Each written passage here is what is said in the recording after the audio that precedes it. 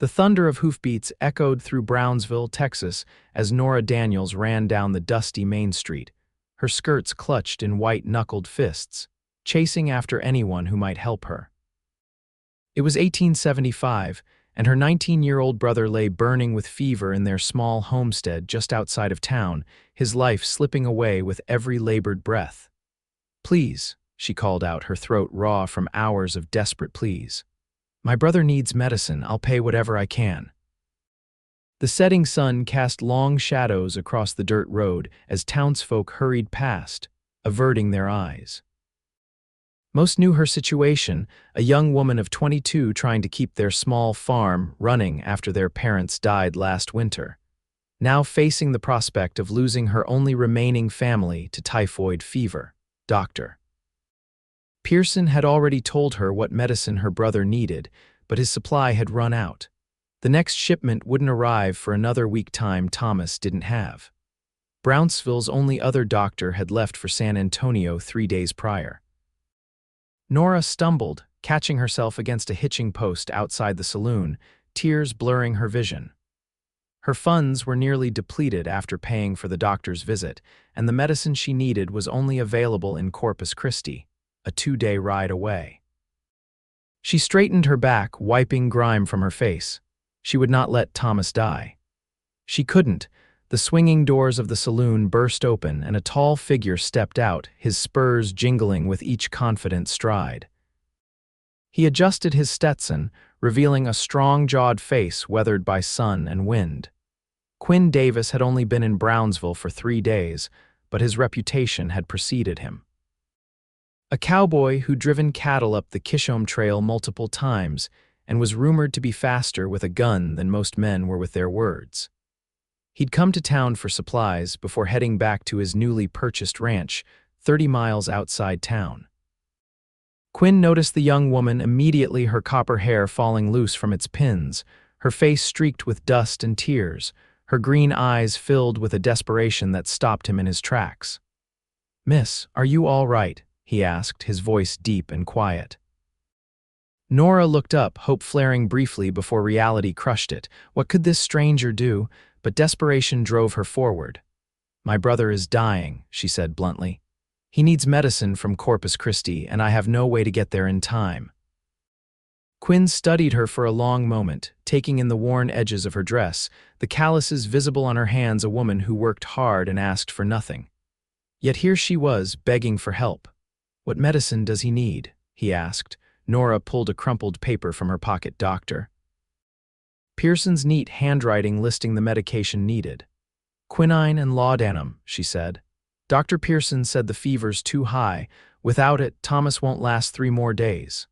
Quinn took the paper, examining it before folding it carefully and tucking it into his vest pocket. "What's your name, Miss?" "Nora Daniels. Our farm is 3 miles east of town." Quinn nodded once. "I'm Quinn Davis. Wait here." Before she could respond, he strode purposefully toward the general store. Nora watched, confusion mingling with the faintest glimmer of hope. 10 minutes later, he emerged with saddlebags full of supplies, leading his powerful chestnut stallion. "I'll be back with the medicine in 2 days," he said simply, mounting his horse in one fluid motion. Nora stared up at him, disbelief evident on her face. "Why would you do this for strangers?" Quinn adjusted his hat, his blue eyes meeting hers. "Because my sister died of fever when I was 14.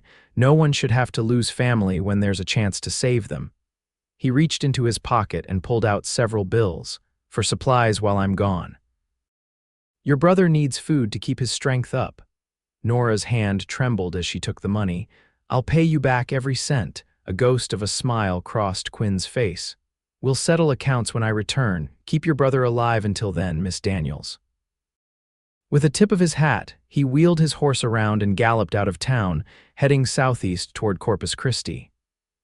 Nora clutched the money to her chest, watching until his silhouette disappeared into the gathering dusk. The ride to Corpus Christi was arduous, but Quinn pushed his horse as hard as he dared. He stopped only when necessary, catching brief moments of sleep while his horse rested.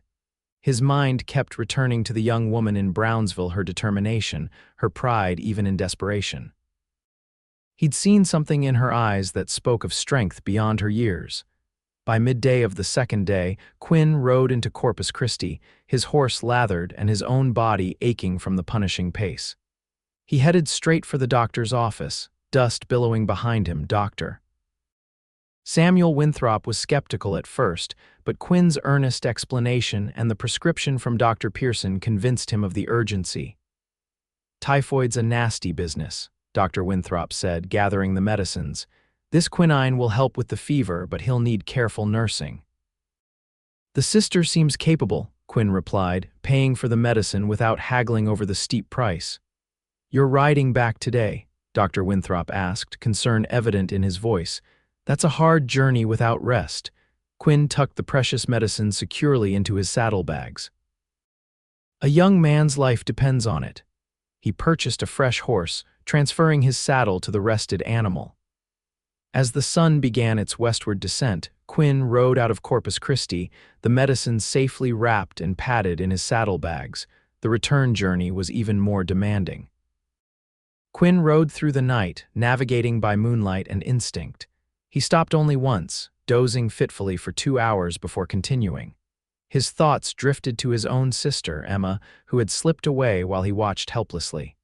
The memory fueled his determination to reach Brownsville in time. At the Daniels farm, Nora kept her exhausted vigil. Thomas's condition had worsened, his skin burning with fever one moment, then shivering violently the next. She bathed his forehead with cool water, coaxed broth between his cracked lips, and prayed with a fervor that surprised her, having abandoned faith after her parents' deaths. "Hold on, Thomas," she whispered, clutching his hand. "Help is coming, just hold on."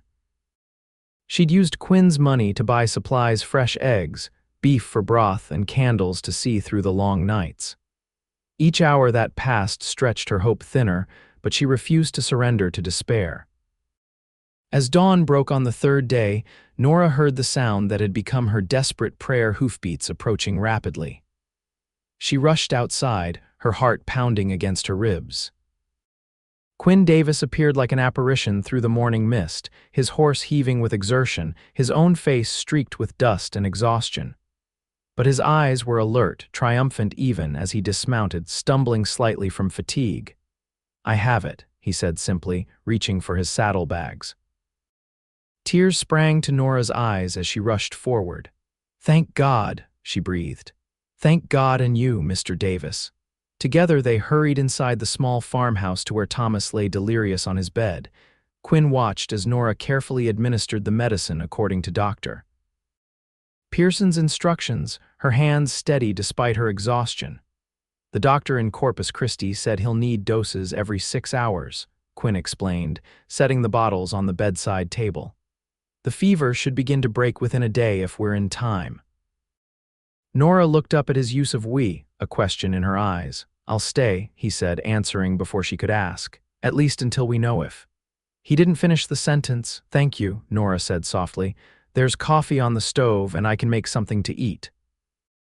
Quinn nodded gratefully and stepped outside to tend to his horse. When he returned, Nora had set out a simple meal of bread, cheese, and coffee. They ate in silence, both too exhausted for conversation. After eating, Quinn insisted Nora rest while he watched over Thomas. Too tired to argue, she curled up in the rocking chair beside the bed, falling into an exhausted sleep almost instantly. Quinn studied her as she slept, the gentle curve of her cheek, the stubborn set of her jaw even in repose, the copper hair that had fallen completely free from its pins. There was something about her that stirred feelings he'd thought long buried: admiration, certainly, but something more that he wasn't ready to name. For the next 24 hours they worked together, administering medicine, cooling Thomas's fever, forcing fluids between his parched lips. They moved around each other with the synchronicity of longtime partners, communicating with glances and brief touches rather than words. As the sun rose on the second day, Thomas's fever finally broke. He opened his eyes, truly lucid for the first time in days, and managed a weak smile at his sister. "Nora," he croaked. "What happened?" Nora broke down then, sobbing with relief as she explained how close he'd come to death and how a stranger had ridden to Corpus Christi to save him. Quinn stood in the doorway, embarrassed by her praise and moved by the siblings' evident bond. Over the next 3 days, Thomas steadily improved. Quinn remained, chopping wood for the stove, repairing the sagging porch steps, and tending to the small vegetable garden that had suffered from neglect during Thomas's illness. Nora found herself watching him as he worked his capable hands, the easy way he carried himself, the quiet thoughtfulness that seemed at odds with his rugged exterior. Each night he slept in the barn, refusing her offers to use their father's old room, insisting it wouldn't be proper. On the 4th morning, as they shared coffee on the porch while Thomas slept, Nora finally asked the question that had been on her mind.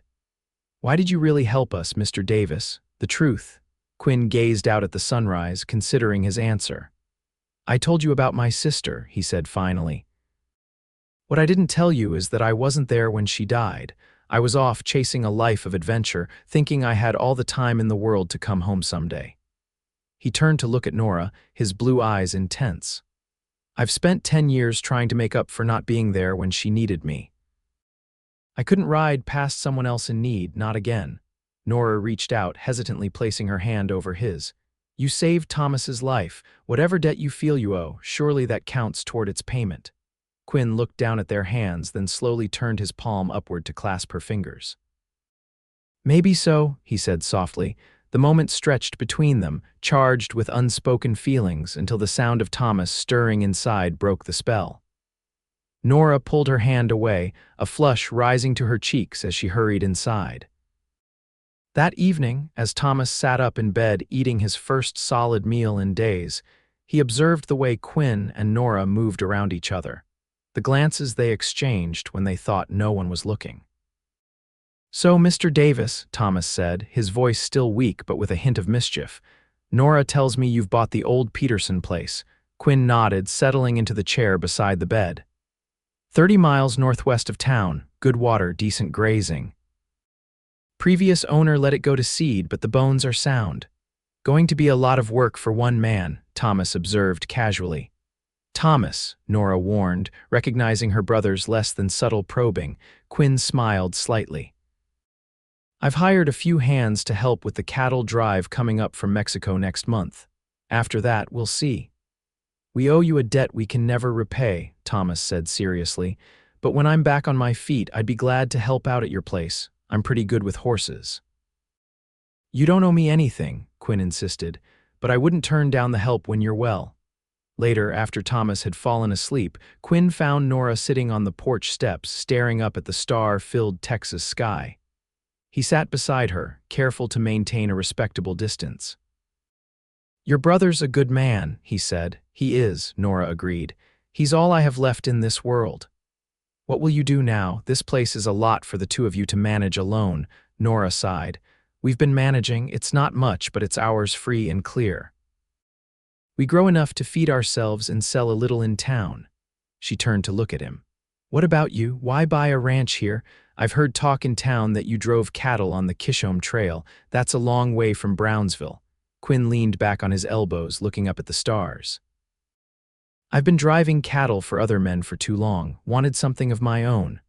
Land out here was cheap, and I liked the idea of being close to the border for buying stock." He paused. "Truth is, I was just passing through when I saw the Peterson place. Something about it felt right." They sat in comfortable silence for a while, the night sounds creating a peaceful backdrop to their thoughts. "I should be heading to my own place tomorrow," Quinn said finally. "Thomas is on the mend, and you two need your privacy back." Nora felt an unexpected pang at his words. The past few days had created a strange intimacy between them, and the thought of his leaving left her feeling oddly bereft. "You're welcome to stay longer if you need rest before your journey," she offered. Quinn turned to look at her, his expression unreadable in the darkness. "That's kind of you, Miss Daniels, but I've imposed long enough." "Nora," she said softly, "after all this, I think you can call me Nora." "Nora," he repeated, the single word carrying a weight of meaning neither was ready to acknowledge. "And I'm Quinn." The morning brought a gentle rain, delaying Quinn's departure. He spent the day helping Nora with indoor chores, their conversation flowing more easily now that the barrier of formality had been breached. Thomas watched them with knowing eyes, hiding his smile behind cups of broth and medicine. By the following day, the rain had cleared and Quinn could delay no longer. He saddled his horse as Nora packed him food for the journey. "It's only 30 miles, he protested. "I'll be there by nightfall." "Take it anyway," she insisted, pressing the package into his hands. Thomas had made his way to the porch, still weak but determined to see off the man who had saved his life. "I'll come by in a few weeks when I'm stronger," he promised, shaking Quinn's hand firmly. "I'll hold you to that," Quinn replied with a smile. Finally, he turned to Nora. A dozen things he wanted to say crowded his mind, but all he managed was, "Thank you for your hospitality, Nora."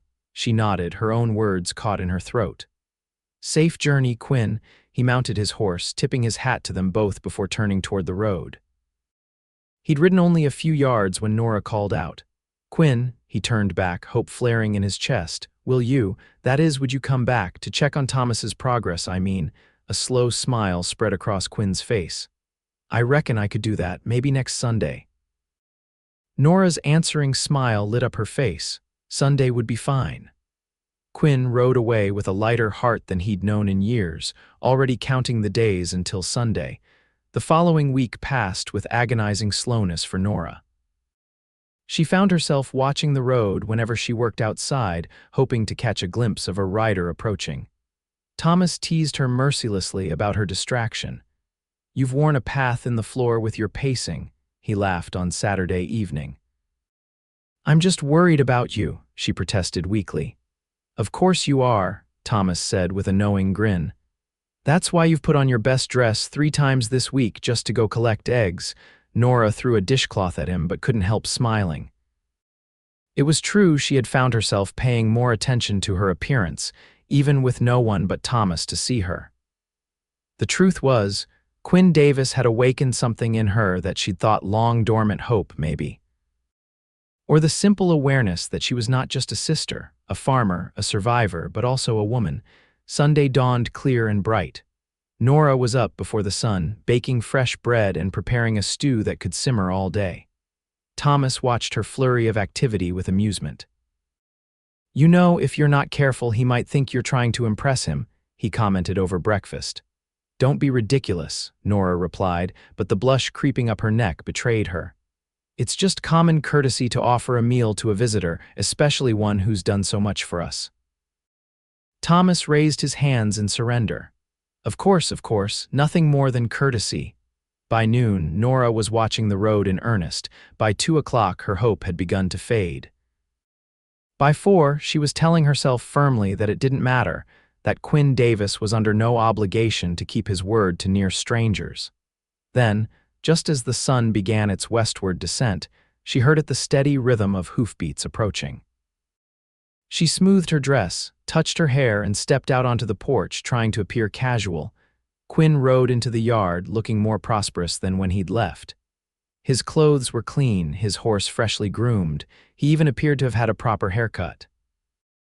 But it was the smile that transformed his face when he saw her that made Nora's heart skip. "I was beginning to think you weren't coming," she said as he dismounted. "Got held up with some business in town," he explained, tying his horse to the hitching post. "Wouldn't have missed it, though." Thomas appeared in the doorway, leaning on a walking stick but looking dramatically improved. "Good to see you, Davis," he called. "Come on in. Nora's been cooking all day, though she'll deny it was for your benefit." "Thomas," Nora hissed, mortified. Quinn's eyes crinkled with amusement. "Well, I'm honored regardless of who it was for." The meal passed pleasantly, with Quinn sharing news from town and stories of the work beginning at his ranch.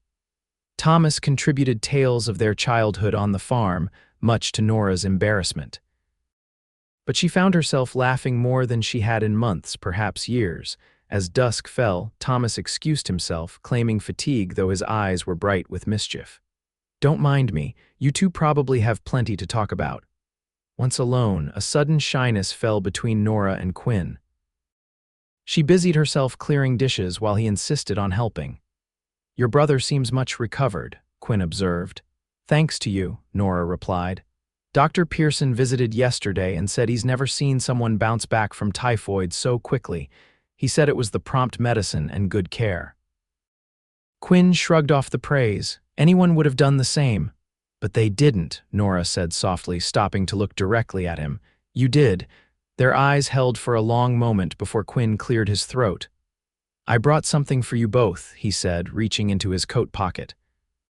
He pulled out a small package wrapped in brown paper. Nora opened it to find 2 books, a collection of poetry by Tennyson and a novel by Mark Twain.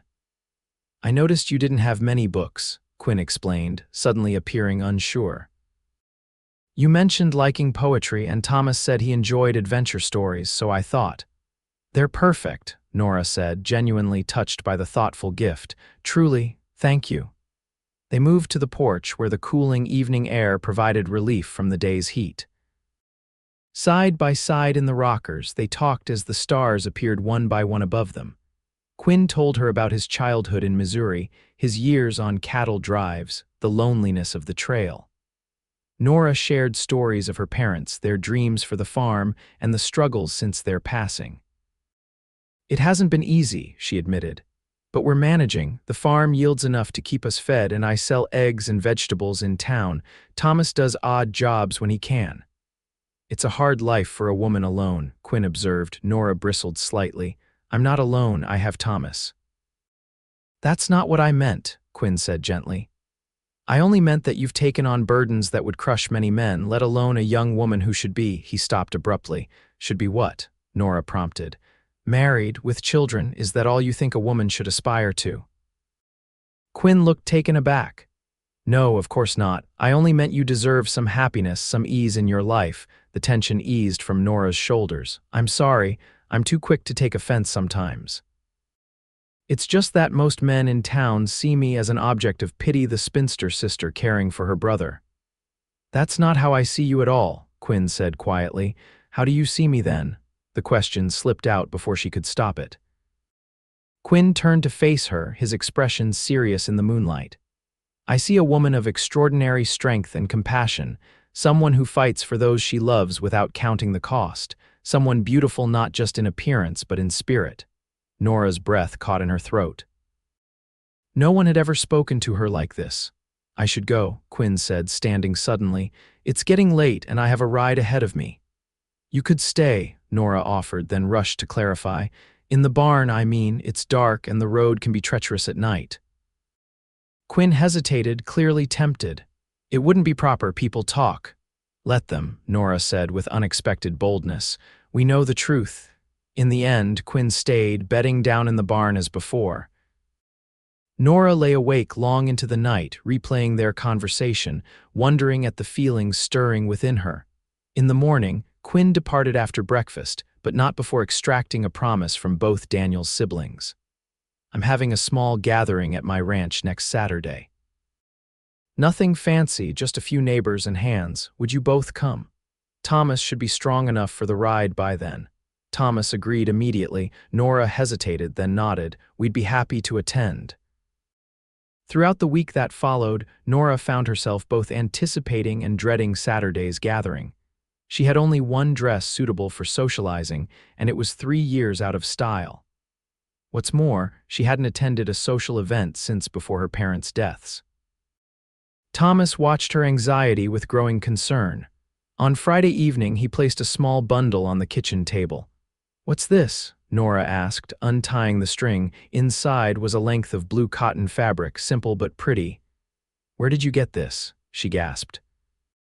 I rode into town yesterday while you were visiting the Wilsons, traded some of my carvings to Mr. Bentley for it. Thomas looked pleased with himself. Mrs. Wilson said she'd help you make it up tonight and tomorrow morning. Tears sprang to Nora's eyes.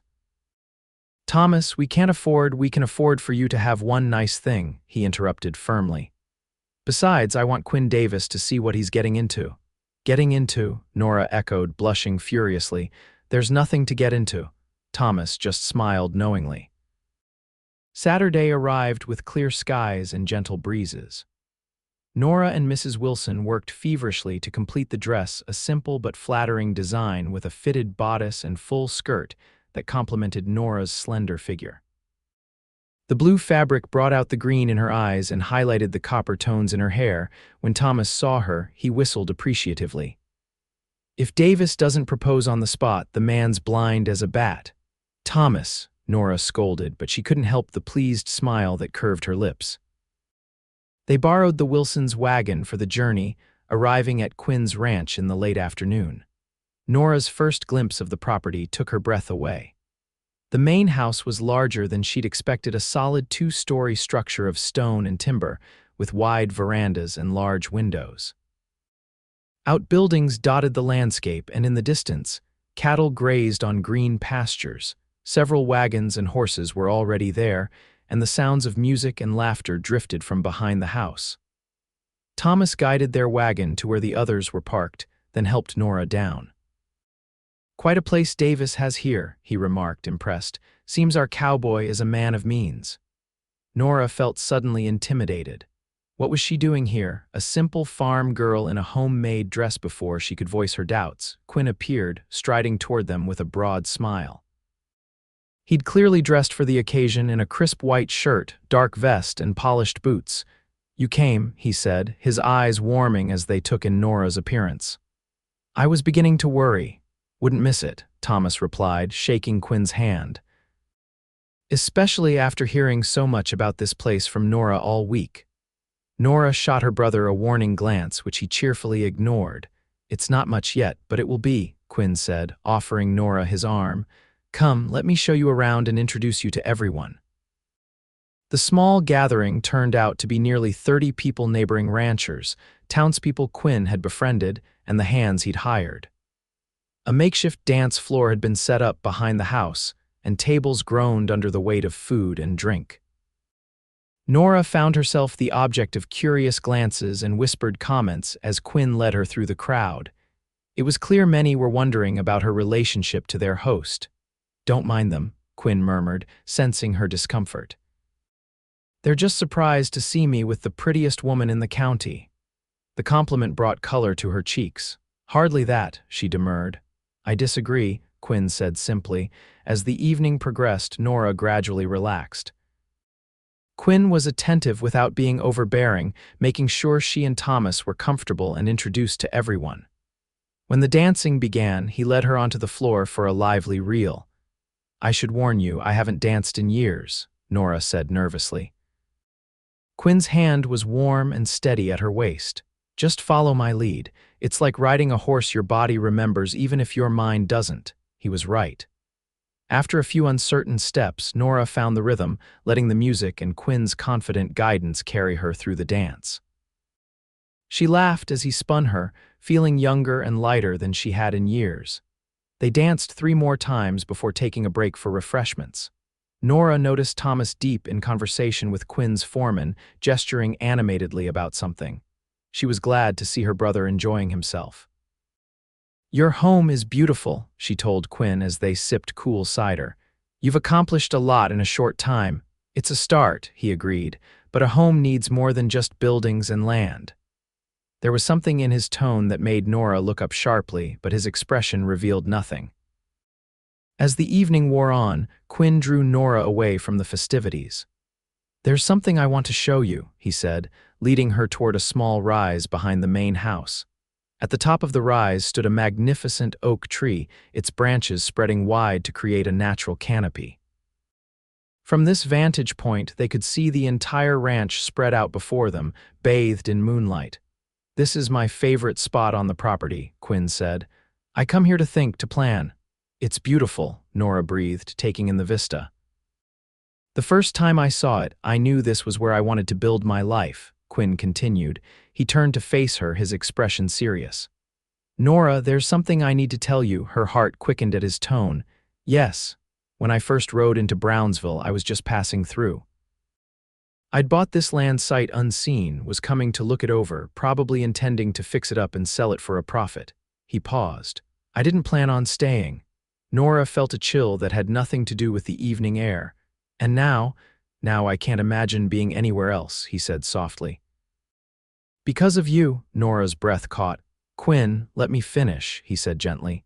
"I know it's fast. We've known each other barely 2 weeks, but when I saw you in town that day, something changed, and every day since has only confirmed what I felt then." He took her hands in his touch sending warmth through her despite her trembling. "I'm not asking for promises tonight. I just want you to know that my intentions are serious. I want to court you properly, Nora Daniels, if you'll allow it." Nora looked up at him, this man who had ridden through the night to save her brother, who had worked alongside her without complaint, who looked at her as though she were something precious.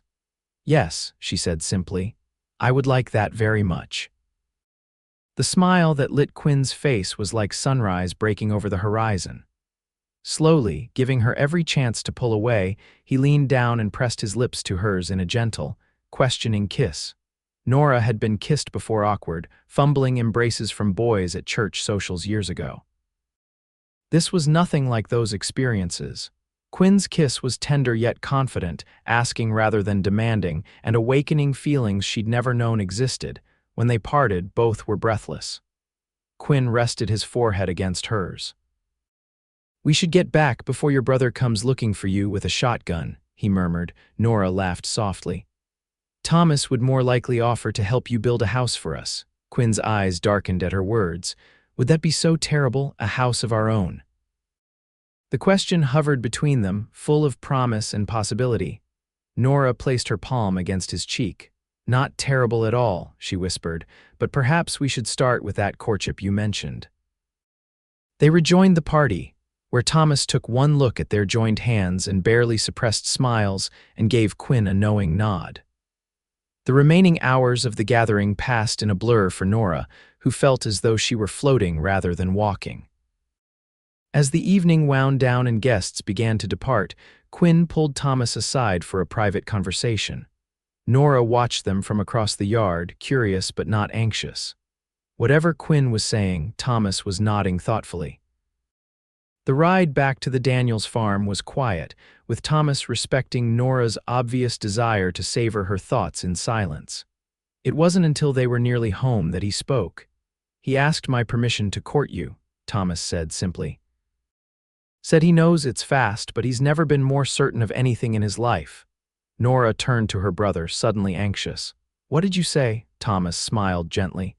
"I said you're your own woman and it's your decision to make, but that if you chose him, he'd have my blessing." Tears pricked Nora's eyes as she leaned against her brother's shoulder. "Thank you. He's a good man, Nora. I saw it the moment he rode to Corpus Christi for a stranger, the way he looks at you. Well, it's how a man should look at the woman he loves. Love." The word both thrilled and terrified Nora. Was it possible to fall in love so quickly? And yet, when she thought of Quinn, his quiet strength, his kindness, the way he made her feel seen for perhaps the first time in her adult life, she knew the answer. Over the weeks that followed, Quinn courted Nora with a devotion that became the talk of Brownsville. He rode to the Daniels farm every Sunday without fail, sometimes arriving on Saturday and staying through to Monday morning, always sleeping in the barn to maintain propriety. He brought small gifts, books, ribbons for her hair, seeds for her garden. Once he arrived with a beautiful rocking chair he'd made himself, explaining that he'd noticed hers was worn and uncomfortable, but more precious than the gifts were the hours they spent together. Long rides across his land, where he shared his dreams for the ranch. Quiet evenings on the Daniels' porch, reading poetry aloud to each other. Sundays spent with Thomas and other neighbors, gradually building a community that embraced them both. Through it all, Quinn was patient and respectful, never pressuring Nora for more than she was ready to give. Their kisses grew more passionate, but he always pulled back before things went too far, earning Nora's trust and admiration. As summer turned to fall, Thomas announced his intention to take a position with Quinn's foreman, learning the cattle business. "Are you sure?" Nora asked, concerned. "What about the farm?" Thomas squeezed her hand. "The farm will always be here, Nora, but I need to make my own way. And I think you know why I'm doing this." She did know. Thomas was making space in their lives for the change they both sensed was coming. In late October, Quinn invited Nora to dinner at his house, their first time alone together in his home. He sent his hands to town for the evening and prepared the meal himself, a simple but delicious affair of roast chicken, fresh vegetables from his garden, and apple pie from the town bakery. After dinner, they sat before the fire in his study, talking of everything and nothing. Quinn seemed unusually nervous, getting up frequently to add wood to the fire or refill their coffee cups. Finally, Nora caught his hand as he passed. "Quinn Davis, what has you pacing like a caged mountain lion?" He laughed ruefully, running a hand through his hair. "Am I that obvious?" "Completely," she confirmed with a smile. "Tell me what's troubling you." Quinn took a deep breath, then knelt before her chair, taking both her hands in his. "Nothing's troubling me, Nora. In fact, I've never been happier in my life, and that's because of you." Her heart began to race as she realized what was happening. "I had a whole speech prepared," Quinn continued, "about how you've changed my life, how I can't imagine a future without you in it. But now that the moment's here, all I can say is that I love you, Nora Daniels, with everything I am. Will you marry me?" From his pocket, he withdrew a small velvet box. Inside was a ring not ostentatious but beautifully crafted with a single perfect pearl set in gold. "It was my mother's," he explained. "My father gave it to her when they had nothing but love and dreams." Tears blurred Nora's vision as she looked from the ring to Quinn's hopeful face. In that moment, all her doubts and fears seemed to vanish, replaced by a certainty that felt like coming home. "Yes," she whispered, then louder, "Yes, Quinn Davis, I will marry you." Joy transformed his face as he slipped the ring onto her finger, then pulled her into his arms for a kiss that held all the promise of their future together. They were married on Christmas Eve, 1875, in the small church in Brownsville. The building overflowed with well-wishers, townspeople who had witnessed their courtship, neighbors from surrounding farms and ranches, Quinn's hands and their families. Nora wore a dress of ivory silk that Quinn had ordered from San Antonio, with her mother's lace veil and wildflowers in her hair. Thomas walked her down the aisle, pride shining in his eyes as he placed her hand in Quinn's. The minister's words washed over them as they gazed at each other, both barely able to believe that the journey that had begun with a desperate plea for medicine had led them to this moment of perfect joy. "I now pronounce you husband and wife," the minister said finally. "You may kiss your bride." Quinn's kiss was gentle but filled with promise, and the church erupted in applause and cheers. The celebration that followed at Quinn's now their ranch lasted well into the night. Thomas had insisted on one Daniels family tradition. Each guest brought a candle, which they lit from a central flame representing the couple's love, then placed in the windows of the home to guide their path through life together. When the last guest had departed and they were finally alone, Quinn led Nora upstairs to the master bedroom. He'd redecorated it entirely for her arrival, with new curtains, a beautiful quilt, and fresh flowers despite the winter season. "Welcome home, Mrs. Davis," he whispered, gathering her into his arms. Later, as they lay entwined beneath the quilts, Nora traced the lines of Quinn's face in the moonlight. "Do you ever think about how close we came to never meeting?" she asked softly. "If Thomas hadn't gotten sick, if you hadn't been in town that day." Quinn caught her hand and pressed a kiss to her palm. "I don't believe it was chance, Nora. I believe I was meant to find you." She smiled, snuggling closer to his warmth. "Then I'm grateful for whatever force brought you to me, Quinn Davis." "As am I, my love," he murmured, pulling her close. "As am I." Spring brought new beginnings to the Davis ranch. The cattle Quinn had purchased were thriving, and the first calves of the season dotted the pastures. Thomas had proven himself an excellent cattleman, earning the respect of the other hands and a promotion to assistant foreman. Nora had transformed the house into a true home, adding touches that reflected both her practical nature and her newfound joy. She'd started a larger vegetable garden, set up a chicken coop, and was learning to manage the household accounts with the same efficiency she'd shown at the farm. But the greatest joy came in April, when Nora shared the news they'd both been hoping for. "Quinn," she said one evening as they sat on the porch watching the sunset, "I've something to tell you." He turned to her, concern crossing his features at her serious tone. "What is it, love?" Nora took his hand and placed it gently on her still flat stomach. "We're going to have a baby." Quinn's expression transformed from concern to wonder in an instant. "A baby," he whispered. "You're certain?" Nora nodded, her own eyes filling with happy tears. Dr. Pearson confirmed it yesterday. He says the baby will arrive in late November. Quinn gathered her into his arms, laughing and crying all at once. A baby, he repeated in awe. Our child. That night, as they lay in bed making plans for the nursery, Quinn placed a protective hand over Nora's abdomen. Boy or girl, this child will never know the loneliness we did, he vowed. They'll always know they're loved. And they'll have the best father any child could ask for, Nora added softly, covering his hand with her own. The months that followed were busy ones. Quinn hired additional hands to allow him more time at home as Nora's pregnancy progressed.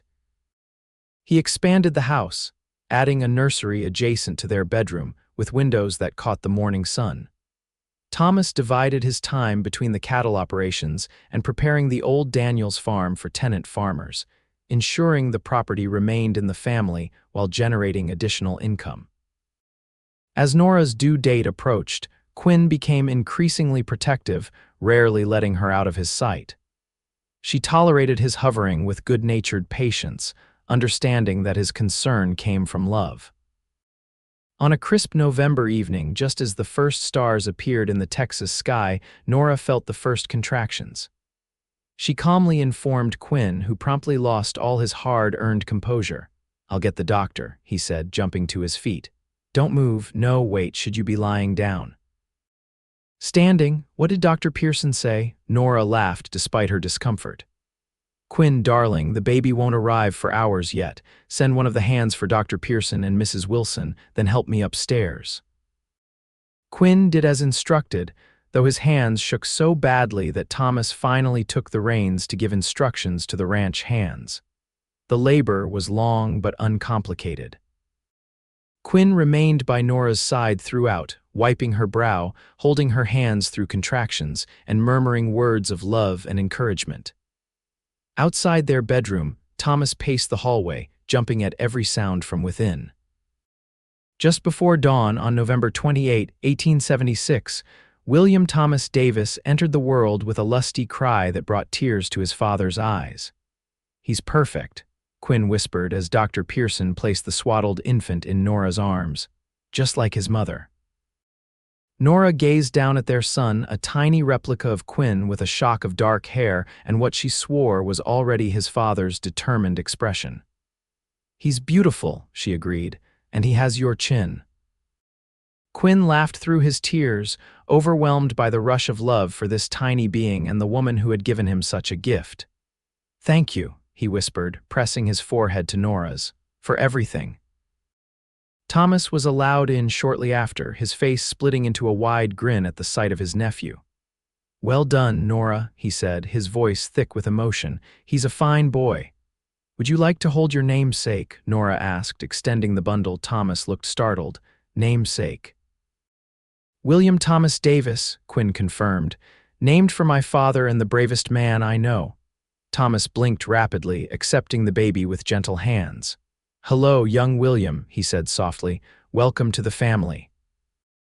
The years that followed brought more children to the Davis household: Emily Grace in 1878, James Quinn in 1880, and to everyone's surprise, twins Sarah and Samuel in 1883. Each arrival was greeted with the same wonder and joy as the first, and the house rang with children's laughter and the sounds of a happy, thriving family. The ranch prospered under Quinn's management, eventually becoming one of the largest and most successful operations in the region. Thomas married the daughter of a neighboring rancher in 1880 and built his own home on the property, remaining Quinn's trusted right hand and the children's favorite uncle. The old Daniels farm was maintained as a family retreat, where the children learned about their mother's childhood and the simplicity of farm life. Quinn and Nora often rode there alone, sitting on the porch where they had first begun to fall in love, marveling at the journey that had brought them together. On one such evening, as they watched the sunset from those familiar steps, Quinn wrapped his arm around Nora's shoulders. "Do you ever regret it?" he asked. "Leaving the farm, marrying a rough cowboy who swept you off your feet indecently fast?" Nora smiled, leaning into his embrace. "I've never regretted a single moment," she said truthfully. "How could I?" You saved my brother, gave me 5 beautiful children, and show me every day what love truly means. Quinn pressed a kiss to her temple. It's you who saved me, Nora Davis. I was just a restless soul with nowhere to belong until I found you. As the stars began to appear above them, Nora thought back to that desperate day in Brownsville, when she'd run down the street begging for help. How could she have known that her brother's illness would lead her to the greatest love of her life? That the cowboy who bought medicine and rode to help would become her husband, the father of her children, the center of her world. I love you, Quinn Davis, she whispered. Today, tomorrow, always. And I love you, Nora Davis, he replied, more with each passing day. Hand in hand, they watched night fall over the land they both loved, secure in the knowledge that whatever challenges life might bring, they would face them together just as they had from that first fateful meeting on a dusty street in Brownsville, Texas.